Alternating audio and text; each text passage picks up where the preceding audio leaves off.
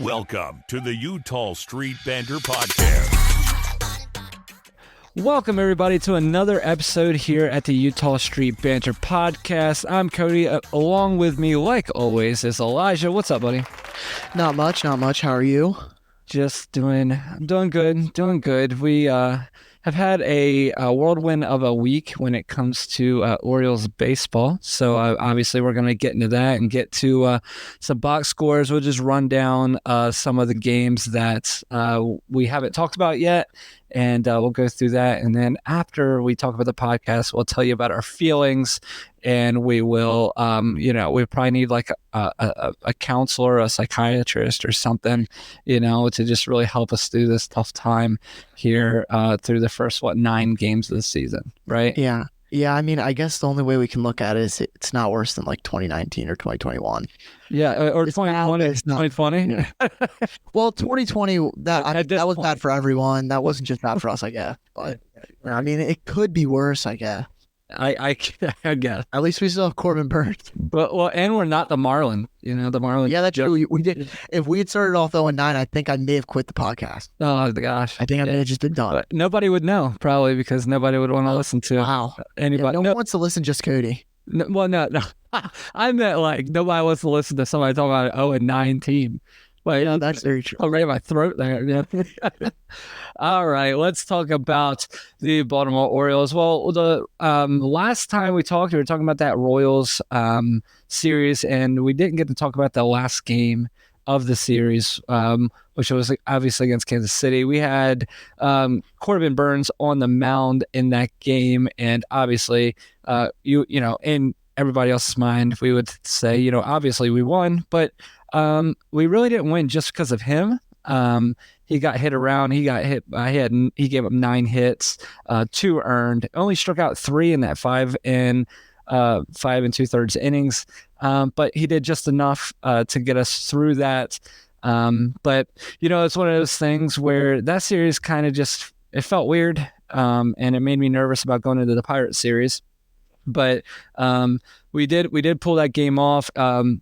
And if you listen to that podcast, you would have heard that we were talking about Cole Reagans saying that he was a stud, and daggone if he didn't show that he was a stud with, 7 strikeouts, 6 in 6 innings, and only gave up 1 hit. So thank God he's gone because he did pretty well against us. Yeah, he really shut us down. But honestly, looking after how the rest of the games played out this past weekend, was it him being good or us being bad? That's very true. But yeah, no, like you said, Corbin, he just did terrible, right? He pitched almost 6 innings. He gave up 2 runs. He gave up more than 1 hit. It's crazy to think. This is worse though. That's good. Yes, I was impressed that he scattered the 9 hits. You know what I mean? I mean, you pitch less than 6 innings. You give up 9 hits. You expect more than 2 runs. So and this was that game that was delayed by a chunk. You know what I mean? So I think they had like a 6-hour rain delay. So obviously, and then it was still pretty wet out, pretty gross. They were all bundled up. So, so we'll see. We'll see how it goes. You got anything else in that game? Yeah.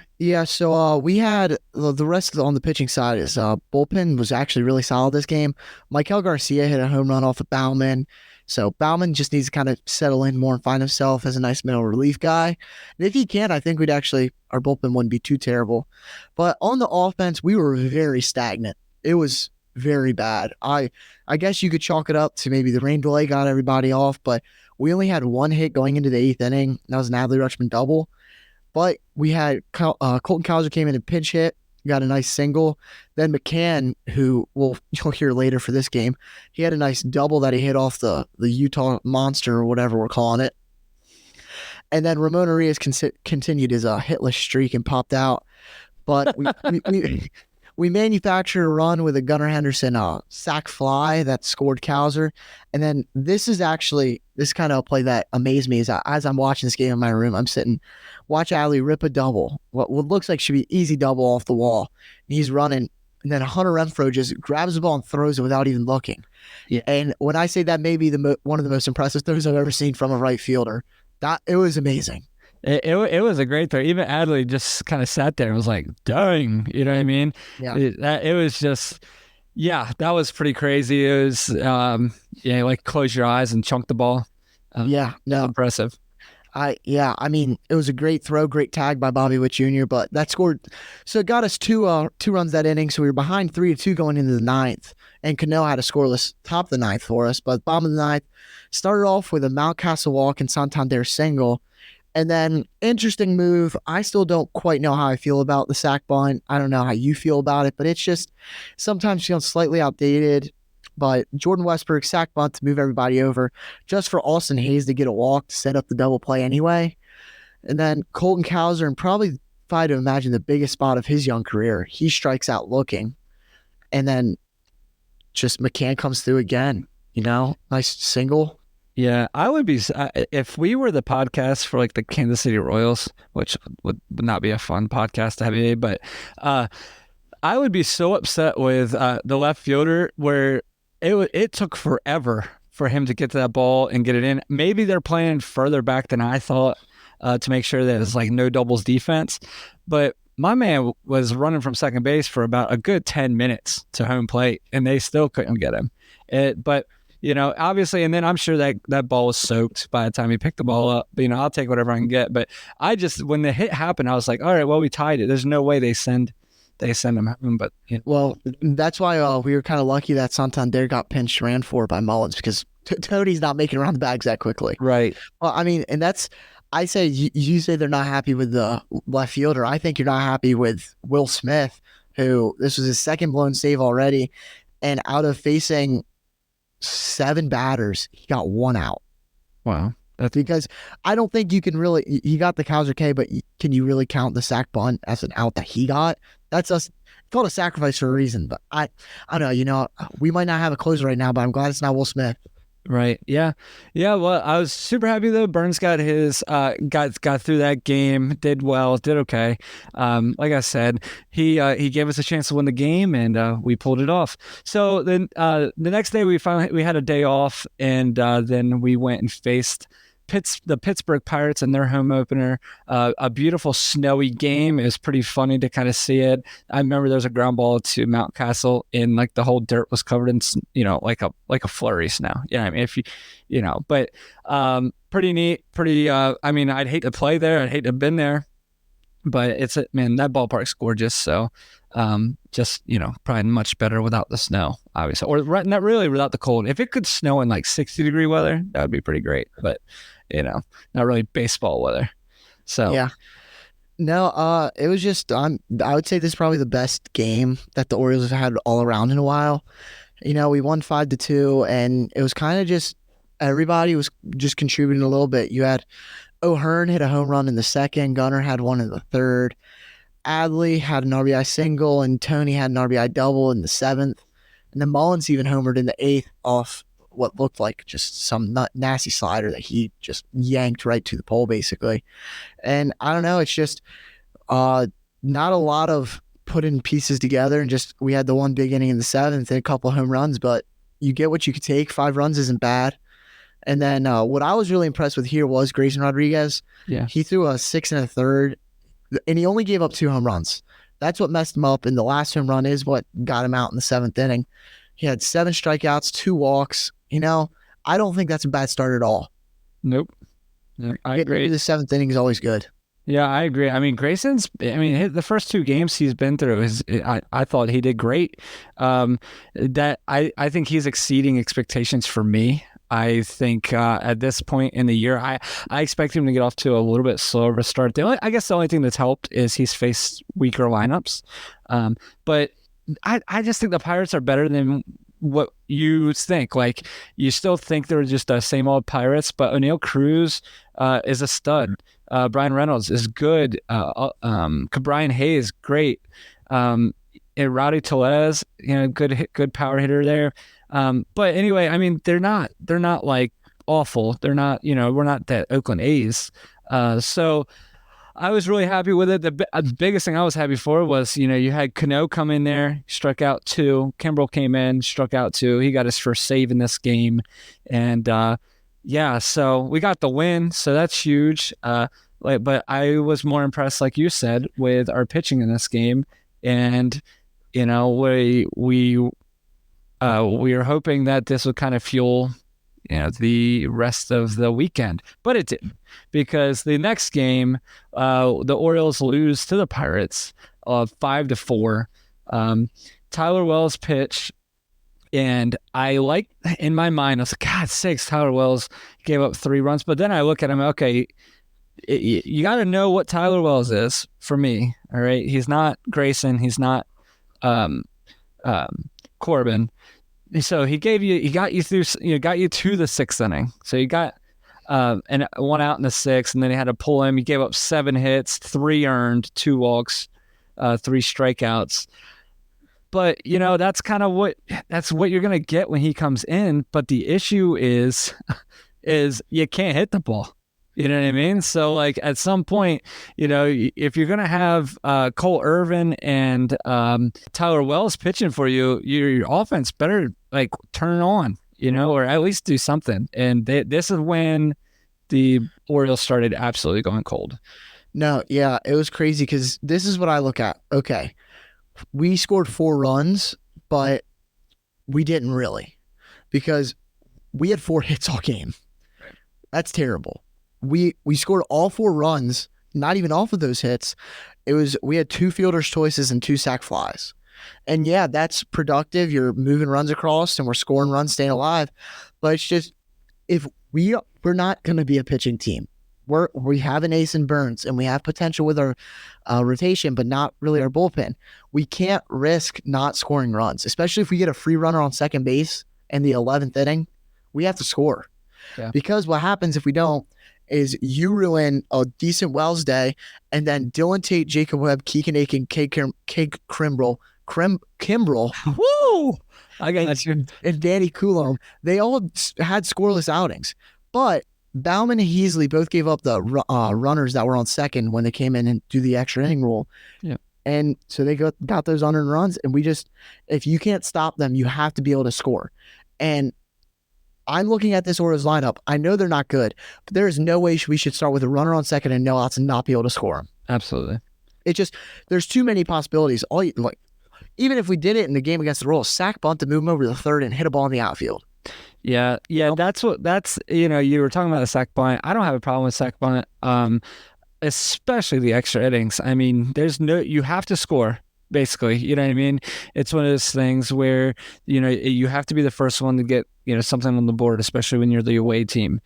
Because if you don't get anything, it feels like you lost already. You know what I mean? It's sort of like, so that's really frustrating game, because they kind of got my hopes up. I was like, all right, we came back. We're going to win a game. Really, we don't deserve to win. But no, we didn't. We lost the game we deserved to lose. So very, very frustrating game. And then the frustrations just continued the next day when we lost again to the Pirates 3-2. That was a Sunday game. Another frustrating game. And the frustrating thing I'm having here is I'm really impressed with Dean Kremer right now. I mean, he pitched 2 good games. He came in this game, he gave us 7 innings, 5 hits, only gave up 1 run, not an earned run, gave up 1 run, right, with 6 strikeouts. I don't know what, I mean, you're not getting any more from Dean Kremer. You know what I mean? I mean, he's doing phenomenal. He's really making sure that when Means and Bradish come back, that's not a spot you got to worry about, because he's giving us a chance to win. You just got to score more than 2. That was just a little frustrating for me looking at the pitching side of it. Now, Kramer did outstanding, and he continued after another start that he had against the Royals. That was really, really good too. But it just comes down to it. We gotta be able to score runs. I really don't know. Yeah, and you say, well, man, hey, come on, they had 6 hits. All right. Well, Mountcastle had 3. Right. So now you go, and then you had Mountcastle at 3. He's had a great start of the year. Rutsch has had 1. Santander had 1. And you would never guess who had the other one. You'd say, oh, probably, Gunnar Henderson, Jordan Westberg, Austin Hayes, Cedric Mullins. No, Mateo. Mateo had the hit, and that was just super frustrating. Mateo, got that hit, and I thought we were gonna make a little comeback, and obviously we didn't. But yeah, so really just a frustrating series. Yeah, I think this is what I'll do to show you exactly what happened and what can't happen. Is we have against Jose Hernandez, who I'm not gonna say I'm a big Pirates guy. I don't know many of the players. I've never heard of him. Have you ever heard of him? Oh, Jose Hernandez. Yeah, he's a really good. He's a probably future Hall of Famer. Yeah, I watched the Orioles. He is at least. Yeah, I was going to say that. Yeah, yeah, and we had Yenye Cano come and pitch in the 9th inning. But this is what the Orioles did. We had Adley Rutschman lead off. He struck out. Ryan Mountcastle, yet again, he had a single because he could hit the ball. Apparently, no one else can. Santander flew out. Westbrook flew out. That's the heart of our lineup in the 9th inning that we needed to score a run. Yeah, because yet again, we were winning at this point. But do you feel comfortable without Felix Bautista going into a 1-run game in the 9th? No. Because this is what they did. You had Brian Hayes single, Jack Sawinski single, Connor Joe walks to make the bases loaded, and then we had a forced play that eventually brought in, I think that brought in a run? Yeah. No, sorry. They challenged it to get the out again, and then we had another ground out that should have been an out to end the game. But Henderson threw the ball into the crowd. Yeah, that was a pretty crazy throw too, dude. Like that was, come on, man. And my thing is, I want to get mad at him, but the problem is he's making so many good defensive plays. We should never be in the spot that if we have an error on defense, that's what's going to lose us the game. I mean, in my opinion, I don't know if we've just been so spoiled by Felix Bautista that we don't expect to ever have like a bases loaded situation in the 9th inning, but we had bases loaded, no outs. That's insane to me. Yeah, it does definitely feel lost once you get into the 9th, right? And this isn't just talking about the Pirates series. This is just talking about Baltimore baseball in general. You're really getting nervous because I was really excited at the beginning of the year when I saw Bauman and his speed. I mean, he's throwing gas, but I guess it's straight because they're hitting him. You know what I mean? Yeah. So I need him, I don't know, just hit his spots. Don't throw the ball right down the middle. Because, I mean, he's throwing 98, 99. I mean, it's there. It's just hittable.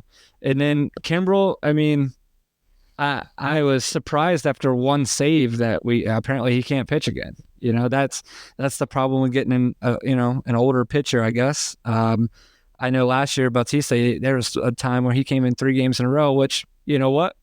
Obviously, he's then had to have Tommy John surgery, so maybe maybe we shouldn't do that. Maybe, yeah. I mean, but or you go, hey, maybe we need another back end bullpen. So it's one of those things where I just don't feel confident at all. No, it's just I don't know. I don't even know how to put it into words. It's like we just had this great thing, and it just got ripped away from us. Yeah. Now, it's probably how, the Yankees feel Garrett Cole and the Guardians feel Shane Bieber, but what did we do to deserve this, Cody? Yeah. The only thing I keep saying to myself is, especially the Guardians of Shane Bieber and, the Marlins with every single pitcher that they have has needed Tommy John surgery. Or, this past week, it's been insane how many Tommy John surgery. I think it's been 3 or 4 in the past 5 days. It's crazy. So, but, our pitchers that are hurt are, priming to come back soon. So we're so like I said, we're at the point of the podcast where we start to get all sad and stuff, but no. But I will say it is 9 games in, and we're still above 500, and we're getting ready to go against a really good Red Sox, or not good. Okay, a hot Red Sox team, right? They're just yet again. They played the A's. Yeah, I know, and we played the Royals, and that's sure. Hey, okay. I know it may not be good. I get that, but they both the Pirates could be contenders this year. I don't think they will be, but they could be. Yeah. And anybody tries to say the A's are going to be contenders, you get punched in the face. That's just yeah. So we got Boston coming up. They're 7-3. So we'll get to talk about that next week. Hopefully it's a positive. Hopefully it's a totally change of attitude. It was one of those things though where I think the worst part about this whole week is us not hitting. And then all I keep seeing, man, is that the flipping the Norfolk Tide is just going off and they can't get out. I mean, you got Hesse Kershed. I mean, so hold on. So the Norfolk Tide have played 9 games. The Orioles have played 9 games. Here's the difference. Okay. I just want to be clear. So I don't get people yelling at me is I get they're playing AAA pitchers. 100%. They're also AAA players. Yeah, they are. Like, okay. It's not like it's Mike Trout. Okay. So they're playing AAA pitchers. Now, if you want to, it'd take me a second to get back through it, but if I came back and told you who the Pirates pitchers were, they might be AAA pitchers too. You know what I mean? So it's pretty darn close. But anyway, so let's talk real quick. So through 9 games, just like the Orioles, okay, our Norfolk Tide team, I got Jackson Holliday, obviously. I mean, that's the first guy everybody's going to talk to. He's batting at 342. He has 2 bombs, 9 RBIs. Okay. All right. Now let's jump to, I don't know, Hesse Kershed, with 6 home runs in 9 games. And 25 RBIs in 9 games. He has 25 RBIs and only 39 at bat. Yeah, I mean, it helps when you have 10 of those 25 in one game. And that's true. He's got a 462. Let's just put this in perspective, okay? Heston Kjerstad scored Heston Kjerstad scored 1 less run than the Orioles did against the Pirates in one game. Isn't that crazy? So here's my question. So sure, he couldn't be a help, right? He'd probably just come up and do nothing. So our third baseman, it's not Westberg. Who's that other guy? I don't think, has he got a hit yet? Yeah, he's 1 for 17. Mike Elias, do something. Yeah, Ramon Urias, is on the Orioles still. We have a guy playing third base in Norfolk. His name's Cody Mayo. Just a heads up. He only has 2 home runs, okay? But he's batting a 390, 6 RBIs. He hit one completely out of the park. Not a, oh my God, it's out of the park. No, it's not there. It disappeared. Yeah, and yeah. I mean, it's over. So, okay. And he'd be worse than Urias, though. Don't worry. Yeah, right. And you got Kyle Stowers. Just in case everybody doesn't know, Elijah's just being sarcastic right now. All right, but I'm very mad. No. Then we got Kyle Stowers. He's killing it. 6 home runs, 18 RBIs. He's struggling at the plate though. He's batting a 333. He's the dog. Right. He has a better batting average than 3 Orioles right now. Right. And then the guy that we sent down so that we could keep Kemp on the roster, Nick Maton. Yeah, he's batting a 357. He had 1 home run, 5 RBIs. I mean, but he's only played in 4 games. So it's one of those things where they're just going off. I think part of that is definitely it's easy to hit when your whole team's hitting. You know what I mean? It's easy to hit when you have 4 major league ready players. Absolutely. I mean, let me float an idea out right here, okay? Okay, just imagine. So you take the current Orioles lineup, and then maybe just take off Tony Kemp, Jorge Mateo, Ramon Urias, and Austin Hayes, right? Yeah. And instead of those 4 players, imagine you have Jackson Holliday, Heston Kjerstad, Kobe Mayo, and Kyle Stowers. Yeah. Oh, no. They collectively, those players have... You wouldn't believe it, Cody. Collectively, those players have less than 10 hits. Yeah. There are 2 players that I just named that have more RBIs than those 4 players combined have hits. That's crazy. Crazy. Yeah, there's not all of Hayes, Urias, Mateo, and Kemp. Not one of them have more hits than Kjerstad or Stowers have home runs. What? In the same amount of games. Yeah. Actually, sorry. Kjerstad, Holiday, and Mayo, they've played more games than all of those people except for Hayes that I mentioned. And they're still having better, not even just the counting stats, better percentages. Yeah, I don't think you can really do. So I agree. I agree with everything you said. I am trying to be more grounded than you, and not freak. Yeah. Okay, how about this? We're gonna. We're not getting rid. We can't. We're not letting Hayes down. We're not putting Hayes down. Trade him. Hey, what do we need? Some relievers. Trade him for a reliever. You know what? This is what we do. Hold up. Idea. I just got an idea. So Enrique Bradfield. Okay, maybe he's not quite to AAA yet. So we wait a week. Let him keep progressing through the minors. Rush him up to AAA, and then we package Hayes and Mullins. Okay, this would be a hard trade. Package Hayes and Mullins for Tanner Scott on the Marlins and some other pitcher that they have.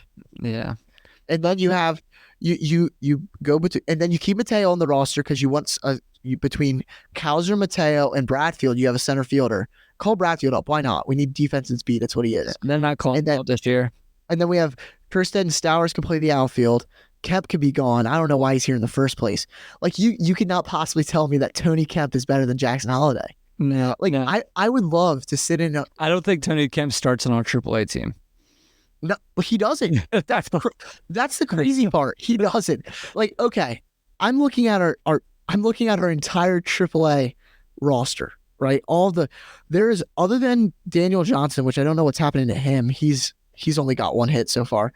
Besides him, there is only 3 players that are not one-dotting their OPS, which in case you don't know OPS is, it's your on-base percentage and slug. And above a 1 is absolutely insane. And we have 9 of those. Yeah, I think they're playing like on amateur mode, like on MLB The Show or something. Like their settings are way too easy. Yeah, they're doing hit stick, automated running. Right. I don't know. Yeah, it's so. Yeah, they cheated. Yeah, so I mean, it's crazy. Just to bring people back down to earth, we're not trading. I don't want to trade Cedric Mullins right yet. I don't want to trade him either. But did you know we not realize how? I did know we had Tanner. I know he's good. I follow Tanner Scott on Instagram. Look, this is what I'm saying. He's had 2. You're pretty much brothers. that dad strength is coming. He's gonna do. He was really one of the most underrated and best relievers in baseball last year. Bring him back to Baltimore. Get him some crabs in his system. I'm sure he'd be even better. Yeah, I don't. Do the Marlins even need Tanner Scott? They don't get that far. How do you need? You don't need a high leverage reliever when there's no high leverage situation. No, yeah. I mean, yeah. I don't know, guys. So, like I said, I am trying to be the person that's not freaking out on this podcast. I'm being every single Orioles fan right now. Yeah, I get because okay, Cody. Here, let me just. I want us to take a deep breath here. I'll try to calm down. Yeah, you need to imagine right now. Imagine you're a Yankees fan. And your team's doing great. You're sad because Garrett Cole's gone, but everyone's making up for it. Random pitchers are doing good. Alex Verdugo's doing better than he's supposed to. Everyone's clicking. And then you look at the Orioles and you see that we have these AAA players that are doing good. You are just hoping that we don't call them up. Yeah. Yeah. So here's what I think should happen. So I think that, before we freak out and trade everybody away, I want to see them come up and I want to see them, get a few starts and kind of see how they do. And the reason I say that is I'd hate to throw them in there and, something happened, and they just struggle. I don't know. Maybe that's sort of like peeking at the Christmas gift before Christmas. You know what I mean? It's like a no-no. But all I know is we have AAA players that are just getting ticked off by the moment because they can't do anything else you know what I mean? Like, how are you supposed to tell Heston Kjerstad that he doesn't have a spot in Baltimore? I don't know how you can physically do better than he is. He's batting almost 500. Yeah. And yet again, like when you had 10 RBIs in a game, I know Mountcastle did that last year. That was the most we ever had in a game as like in the Orioles last year. I don't know what more you can expect from these players because all that's going to do is be worse for them. I think and like you said, I'm also like trying to be realistic. I know Kjerstad's not going to bat 500 in Baltimore. I know that's not going to happen. And Holiday's not going to consistently slug what he's slugging right now. But between Holiday, Kjerstad, Norby, Mayo, and Stowers, at least 3 of them have to somewhat decently produce more than what we have already. Yeah, I agree. And the thing with Heston Kjerstad is he just missed out on being on the playoff roster last year.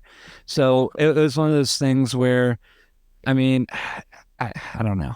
I don't know. Here's my other problem I'm having right now is the other day, Austin Hayes comes up in a high leverage situation, and he's Austin Hayes. He's Austin Hayes right now. Just can't buy a hit, and I know Colton Cowser didn't get that hit when you wanted him to the other day. He struck out, but Colton Cowser's still batting a .455 on the bench. Still having a great start to the year. You know what I mean? So 5 hits in 11 at bats. So what else do you need to do when you got Austin Hayes? He has 2 hits and 26 at bats. So I don't know. I mean, if you look at the stats right now, Colton Cowser has 5 hits, like I said, in 11 at bats. Gunnar, our dude, he's going to be great. I mean, he only has 7 hits in 34. Cedric has 4 hits and 28 at bat. So I think it's time to get Colton Cowser involved if we want to. If you're telling us to just settle down about the whole AAA thing, yeah, because they still got to prove themselves. So we got a guy sitting on our bench right now. His name's Colton Cowser. And I think he needs to get some regular days on. 100%. Because it's just, I think it's getting to the point where it's starting to show more and more that I don't know why, but they're so scared to play O'Hearn and Cowser against lefties. But it's getting to a point that you can't keep doing what we're doing against righties because it's just not working. There's no reason that against a righty, Ramon Arias should be playing. Because, as we are currently built right now, you have to basically have either Arias, Kemp, or Mateo playing in the infield. Yeah, and I don't think either of those are major league starters. They aren't. I just think it's a thing that I don't know why we didn't have Holiday at the beginning. When that decision was made by Elias, I said I'll trust in him, but it's getting hard to keep that trust. Yeah, so a couple of things real quick that I want to talk about is, so watching our infield here, so the other day we had, I can't remember who was at second, but anyway, obviously I had Gunnar at short and Westberg at third this day. Okay, It was Mateo, I think. Was it Mateo? Okay, I'm pretty sure. I believe you. There was poor Dean Kremer. He could have got out of an inning, and it goes right past Westberg for an error. So here's my problem is if Westberg can't show that he can play a solid third base, does Gunnar have to move over there? You know what I mean? Because then Holiday would have to go to short. You know what I mean? So I get it. I don't want to jump the gun on Westberg. Yeah. I was at the game where he had a walk-off home run, and that was pretty awesome. But man, I just am nervous about him. He's one of the ones I'm most nervous about when it comes to our prospects. No, I completely understand that, but I know it's like when you see something like that, you are worried. I honestly think that if any of our infielders that I trust the most on defense, I think it's almost Westberg. I think you kind of screw him over, though, when you're so used to playing third base, and then you consistently just put him at second base. Yeah. I think Westberg is the best at playing third, second, and short. I don't think anyone else is going to be able to play those three at not even a Gold Glove level, but just a solid day-in, level that you're not scared that he's going to. And yeah, he's going to make an error or two, but I think he made 1 error all of last season in 70 games. Okay. All right. I that's why I know you're scared just because of how kind of our infield defense fell apart recently. If I trust his defense over Gunner's. I trust him at third or second more than I trust Gunner at short, and Gunner's really good at short. Yeah.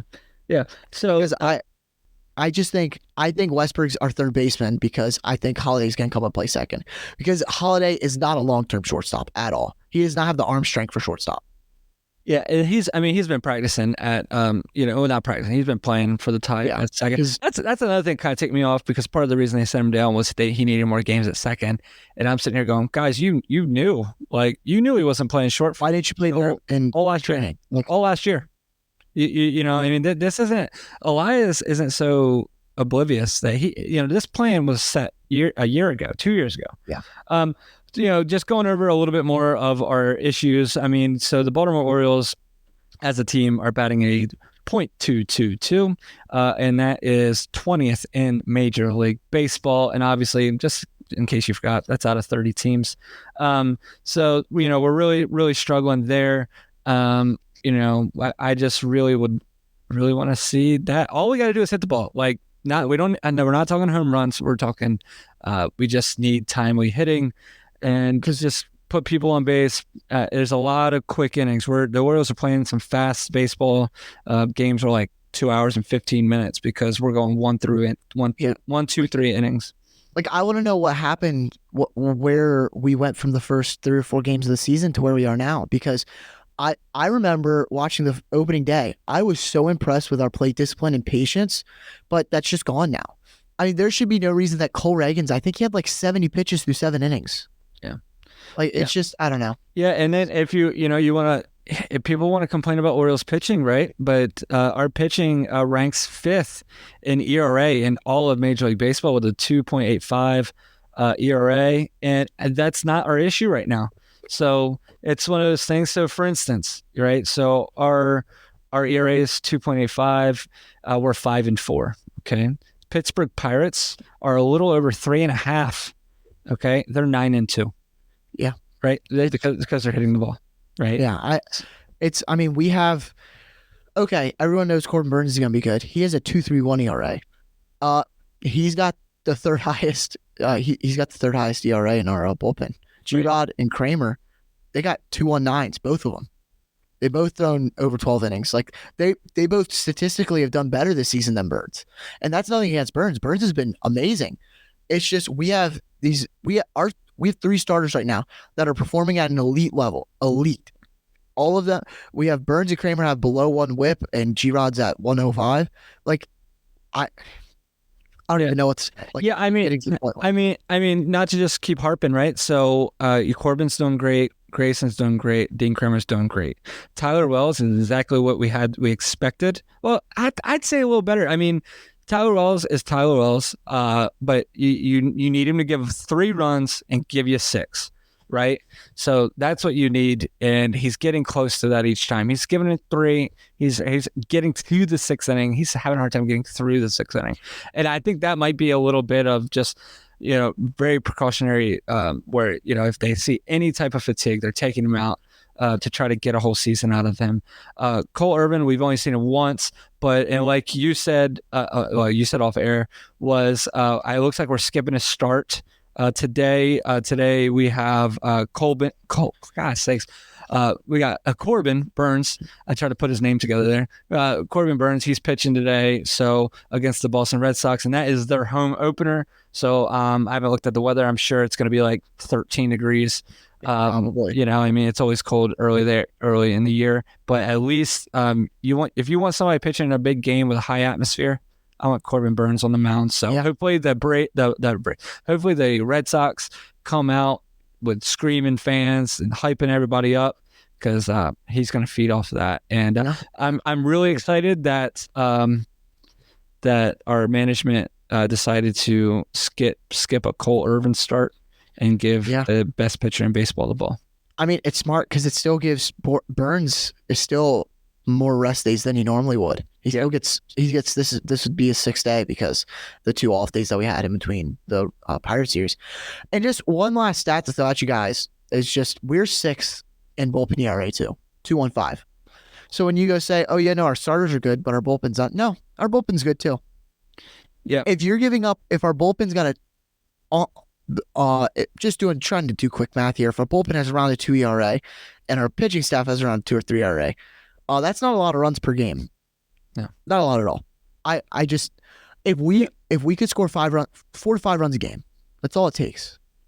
Yeah, not only that, it's just it's all high leverage right now. You know what I mean? It's all 1-run games. It's just not fun. It's not. It's very stressful baseball. You know what I mean? So it's like every time you're going in, it's very stressful. You're asking these relief pitchers that aren't superstars to do a lot. Cano's getting there, obviously. I think Cano looks fine. He's fine. Not a closer. He's not a closer, right? and that's okay. You know what I mean? Not everyone is built to be a closer. No.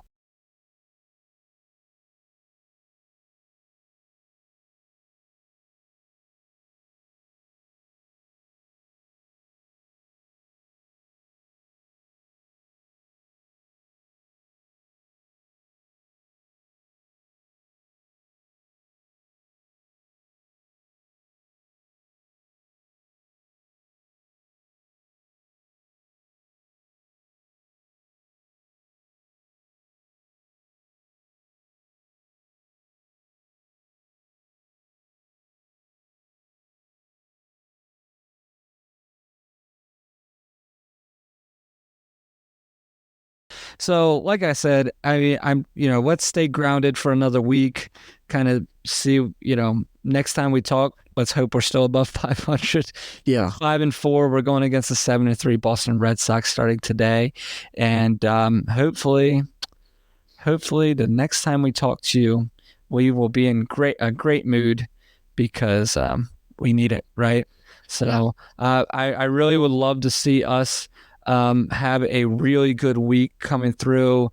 And I just want to see averages fly up. I want to see Austin Hayes tell us to shut our mouth because he's really the only one that's going to do that. I mean, Urias ain't going to do that.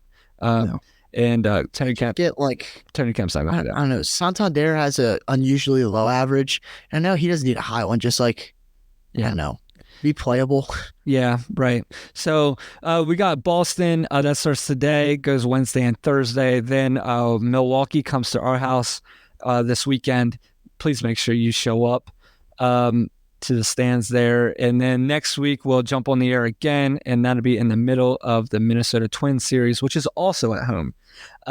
So hopefully, like I said, hopefully we have a great week. We have great news. Hopefully Means, can get out and, start getting ready to get in this rotation. And hopefully we hear some, good news for Bradish, or just not even news, just some updates, what I mean? So, anyway, so next time we see you, we're going to be talking about the Minnesota Twins. We're going to talk about how we did amazing and we stepped up in this Red Sox series. And then how, I guess we'll see maybe DL Hall. That'd be something if we saw DL Hall pitch. Yeah.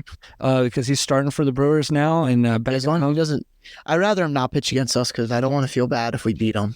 Yeah, I won't feel. But I miss him a little bit. He'd be nice to have this. Boy, wouldn't he be nice to have right now, right? Yeah, but I don't want to give him. I kind of like Corbin Burns. Yeah. If only we could just give him like 2 single A players. Now, imagine if we hadn't got Burns though, and we just had DL Hall. We could have added Joey Ortiz along the list of all the other players in Norfolk that are killing it, because I'm sure he'd be doing just the same as everybody else, basically. Right, and right now he's a platoon player until for this season for the Brewers because their shortstop there, I think, is it Freddie Adames? Oh, Adames. It's a pitcher. Wow, that was bad.